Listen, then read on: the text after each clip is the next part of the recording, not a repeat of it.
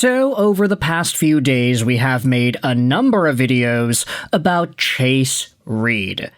Former Sioux Greyhounds D-man, current Michigan State University D-man, and one of the top prospects in this year's NHL Entry Draft.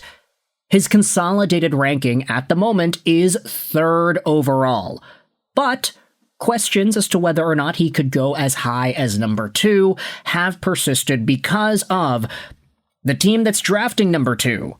The San Jose Sharks have a need for defense. However, you can say that maybe the acquisition of Michael Kesselring earlier this week changed that. I don't know. We made a video about that too, by the way. Michael Kesselring over to San Jose. But Chase Reid has been a primary target, it seems, for the San Jose Sharks. Whether or not they go that direction or they end up taking the guy that's actually projected to go at number 2 in Ivar Stenberg, we'll have to wait a few days. That's it, just a few days now, folks, in order for us to get those answers. But in this video, what I wanted to do was talk about Chase Reid one more time and focus on a different element of his conversation. In fact, if we go to our channel and we search up Chase Reid, let's do Chase Reid, and just take a look at some of these ideas. We spoke about the defensive concerns with Chase Reid, whether or not this guy has some of that Evan Bouchard syndrome going on. Chase Reid's commentary on being potentially a Shark or a Canuck. We talked about the Canucks being interested in this guy, Corey Pronman ranking Reid number 1, and then there was the idea of Canucks fans being scared of Chase Reid. Mostly because, I don't know if y'all noticed this, but he is an American dude. With the Quinn Hugheses and the Brady Tkachuks and the Matthew Tkachuks and the Johnny Gaudreaus and now the Hellebucks and the Austin Matthewses all demanding to leave Canada, can Chase Reid be a red flag? You know, I didn't think it was a super necessary thing to talk about a month ago when we made this video, but it was like, oh, well, we can understand why Canucks fans would feel a little bit scared about Chase Reid, right? They just saw Quinn Hughes, their other top defenseman, demand out and go to the US because he didn't want to be in Vancouver anymore. Is that a red flag? I thought it was already said and done last month, but nah, the Brady Tkachuk trade reopened those wounds once more. So in this video, let's talk about the truth, quote unquote, the antidote to this sort of thinking, whether or not it actually is worthwhile for Canucks fans to not want Reid because he is an American dude. I'll say, if McKenna goes 1, and if Stenberg goes 2, if the Canucks go Reid, I personally would be happy with that. I think he's a fine pickup at number 3 if those two guys go 1 and 2. But let's head over to a thread made by Sapster on Twitter that dives into the theory as to whether or not this actually does make sense. Because from a human-to-human perspective, I can see why Canucks fans might instinctually go, man, I don't want to get Chase Reid. He's an American. We just saw Quinn Hughes leave. Now Brady Tkachuk left. Now Austin Matthews might be out. Now Connor Hellebuck might be out. These American dudes don't want to be here. Why would we get another one? This is what Sapster said. Okay, so Canucks fans don't want Swedes, and now they don't want Americans. There are only so many elite hockey nations to grab talent from, guys. The real issue is the fact that every Canadian team besides Montreal has been poorly ran for the last couple of seasons. For some organizations, cough cough, the Vancouver freaking Canucks, it's been a decade of incompetence. If you want to keep your stars, be a good organization and build good teams. It's that simple. And that is a pattern that I think you can say has presented itself over the past 24 hours to maybe even the past few years. Jay Onrate asked Chris Johnston on TSN yesterday if the Tkachuk, Lark, and Hellebuck situations can be traced back to the U.S. Olympic experience. Chris Johnston said on air, I think we can trace it back to there. There's definitely something to it. None of these guys in Tkachuk, Lark, and Hellebuck have won anything outside of that gold medal at the Olympics, at least as pro hockey players. They haven't been on teams that have been routinely knocking down the door with a chance to win the Stanley Cup, and I can imagine a little bit of impatience comes in. And when you get to taste those big games, as the USA did at the Olympics. Now, Sapster then expands more on this idea.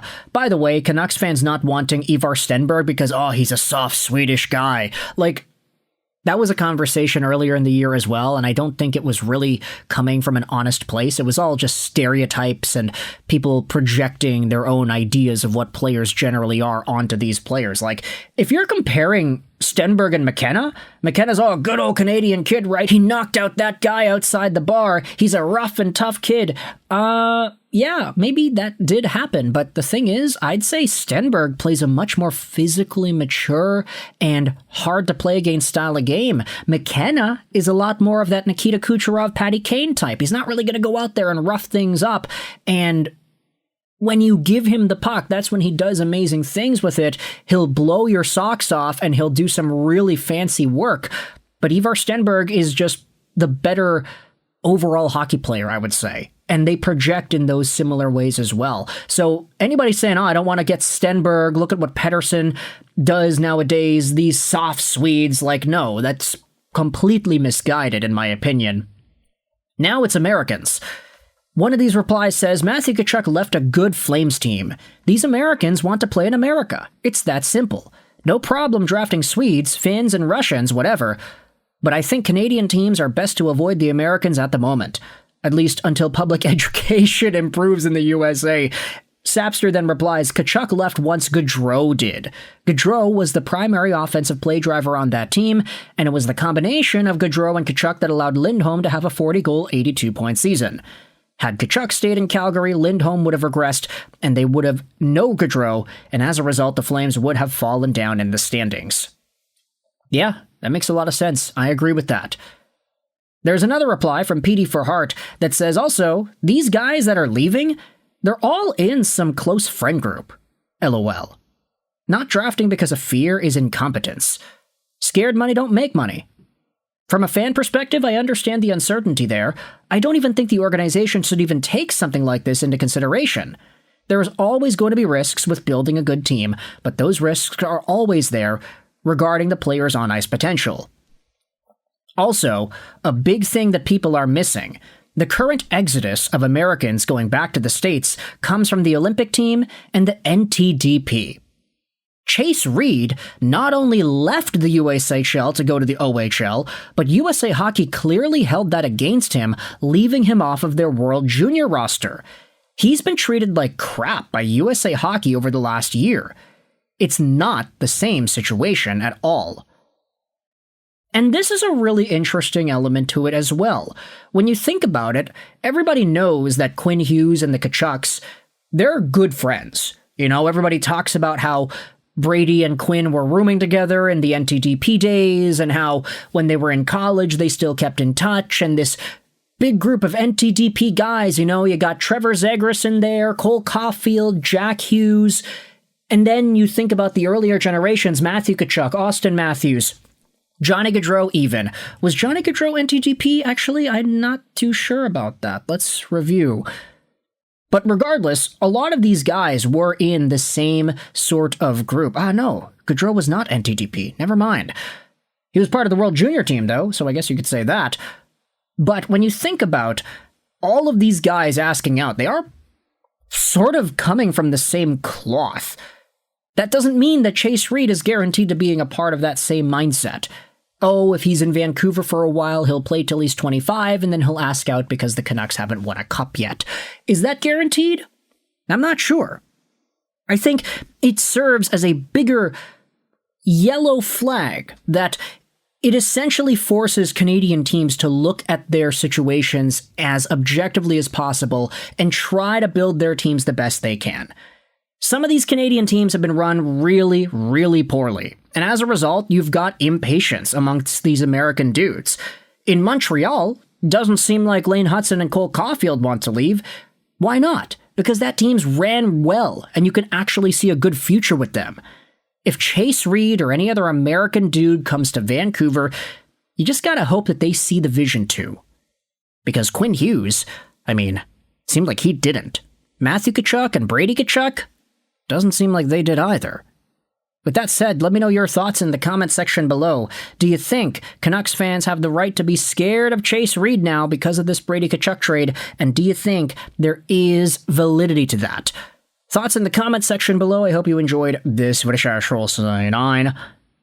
And bye.